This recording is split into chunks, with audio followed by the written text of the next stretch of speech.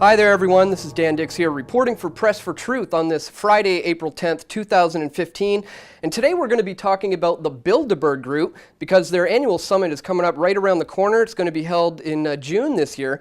And joining us on the line to talk about this today is Paul Joseph Watson of Infowars.com and YouTube.com/PrisonPlanetLive. Paul, thanks so much, man, for taking some time to speak with us today. Good to be here, Dan. So I want to get into what you think might be on the agenda for this year, who some of the major players might be.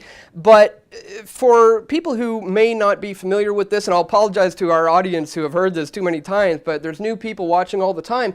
Can you just lay it out for us a little bit? Just who exactly is the Bilderberg Group, and why should people be concerned about them? Bilderberg Group is basically a gaggle of 120 members of the elite. Bankers, industrialists, members of the media, academia, members of the arts, the financial world. And they gather once a year annually behind closed doors. There's very little mainstream media coverage. And basically the cover story every single year from the media is these people have no influence despite the fact that they all take 3 or 4 days out of their schedule to meet in one place, which is unheard of anywhere else.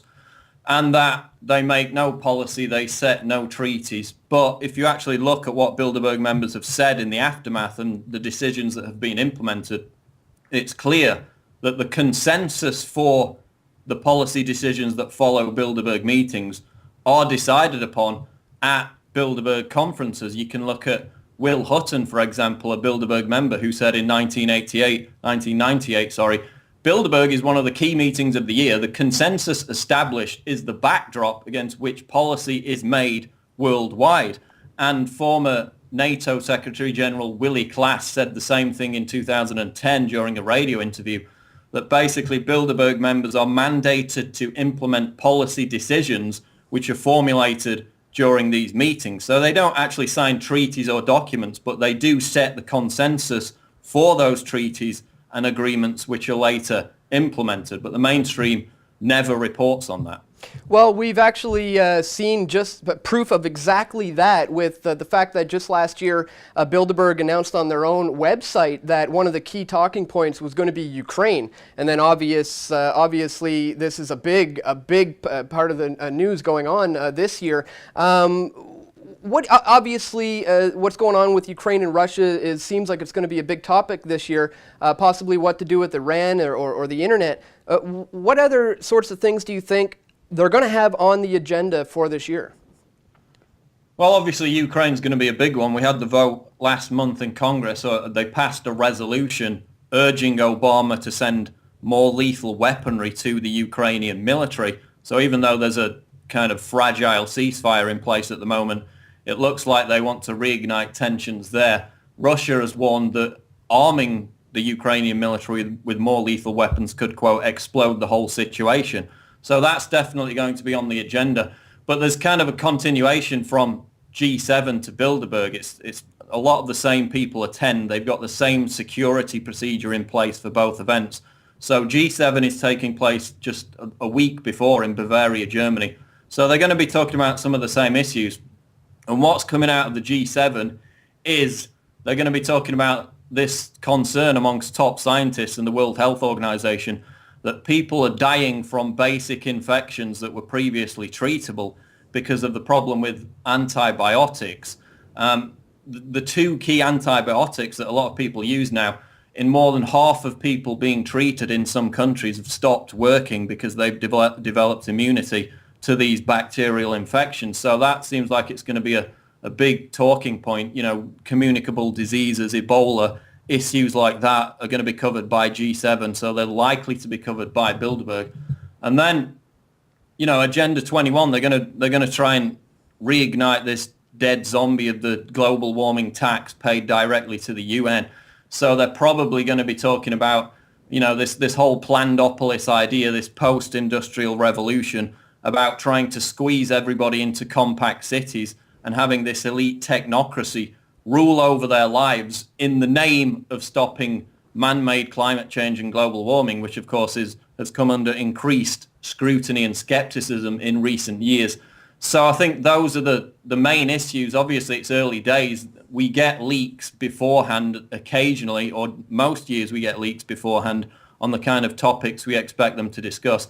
They do now publish an agenda, a list of topics on the official Bilderberg website, but it's often quite vague. And in fact, last year when we had Samson, I think it was the Dutch politician who came out and spoke to the protesters, he said that he presented a talk on renewable energy, which wasn't listed on the official agenda, the official talking points of Bilderberg. So we know they discuss things which they don't disclose. So whatever's on the agenda, they will be discussing other issues aside from that, which will be kept secret. Well, some people may wonder why the secrecy. You know, if they're just meeting and discussing foreign policy, why do things have to be so secret for them?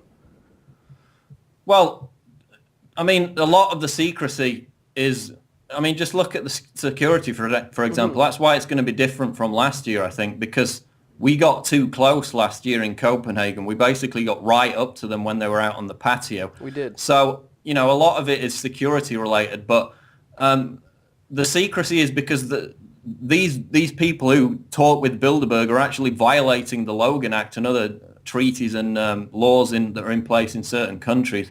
So they're actually breaking the law by conversing with and setting the consensus of policy with foreign dignitaries. So they're very aware of that, and that's why they want to keep more of these issues secret and out of the public eye. And obviously because they talk about a lot of stuff which, if it was released and it became public, would be, you know, debated amongst the, quote, conspiracy theorists, and they're afraid of that getting out of hand and being mischaracterized. So there are a number of reasons for why they prefer secrecy, but it always seems to be the case. Well, I would have to agree that they ought to be worried about us. I mean, last year, you're right, we got right up into their faces and managed to confront some of the people on the organizing committee, the steering committee. We also, you know, confronted Peter Sutherland of Goldman Sachs. Sometimes when you just go to these things, you end up running into some of these guys, and you can ask them these questions that the mainstream media isn't. So, you know, you've covered a few of these. Do you have plans to go this year? Yeah, well, I've been to all of them since 2011, apart from the one in Chantilly. So I'll probably be there. We haven't finalized anything yet. Joe Biggs is probably, you know, going to be there as well. So that's always fun hanging out with him. But what's going to be interesting about it is they've decided to welcome us with the Cobra anti-terror squad. And it sounds very friendly, doesn't it, Cobra? This is Austria's primary counter-terrorism unit.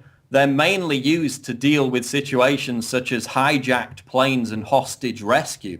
And in fact, they were formed as a response to the attack on Israeli athletes at the 1972 Munich Olympics. So this is a highly trained, elite, anti-terror squad.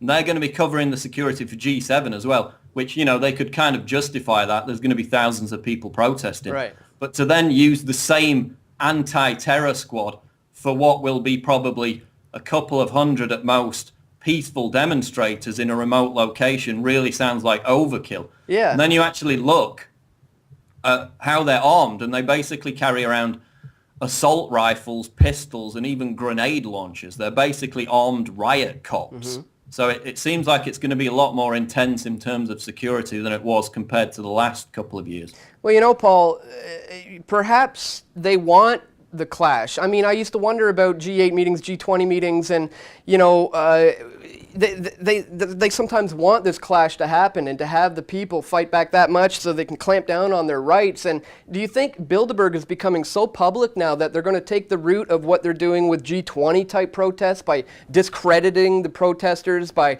bringing in agent provocateurs and going that whole route with Bilderberg? Are they being forced to take that route now? Well, we've seen elements of that. I mean, in Watford in 2013, they erected a whole anti-terror zone around the whole area, so you couldn't get near to it. And in 2011 in Switzerland, they had a fake bomb threat, which was very suspicious at the time. So they could go down that route. But, you know, this is in a very remote location. It's up in the mountains. I think it's like 1,300 meters altitude. It's surrounded by forests and wilderness. So it's not going to be a massive police operation. It has no need to be. So whether they need to resort to that based on the amount of people that turn up, I don't know. I mean, in Copenhagen, it was right next to the city centre, but only about 100 people turned up. So it depends how active and energized the Austrian people are about Bilderberg, and we don't really know that until we get there and see what's what. Yeah, it should be interesting to see. So I certainly hope to see you there. I'm going to try my best to get there as well, especially with this joint security task force team sitting there patrolling this thing directly after G7. That sounds like this is going to be very different from previous years. Any final thoughts on what you think people might be able to expect either on the agenda or what this protest scene might be like this year? Normally there's a huge activist community organizing around it. I guess we're early April now, so it's still a couple of months out. But I haven't really seen a massive activist presence. There was quite a presence before Copenhagen, but not that many people showed up. But it is in a remote location. People are going to find it difficult to get there, which is in fact what Bilderberg celebrated a few years ago in Spain, where they said that people they're having less disposable income. We've got this wealth gap being created, so less people can actually travel to Bilderberg to protest their meetings. So I'm guessing it'll be similar to Switzerland in 2011, because that's a similar area, very remote mountainous area. So, but we had 300 people turn out for that. So hopefully people will get on board with it and come out in force. Yeah, absolutely. We'll just have to see. I think the last time they met in Austria was in 1979, the year I was born, and now they happen to be coming back in June around the time of my birthday, just so happens to be, so I'm going to be there as well. That should be interesting. Paul, thank you once again. I hope to see you there. Tell people where they can go to learn more from you about Bilderberg. Obviously Infowars.com, and closer to the time I'll be posting about it on my YouTube channel, Prison Planet Live, and my Twitter, which is @PrisonPlanet.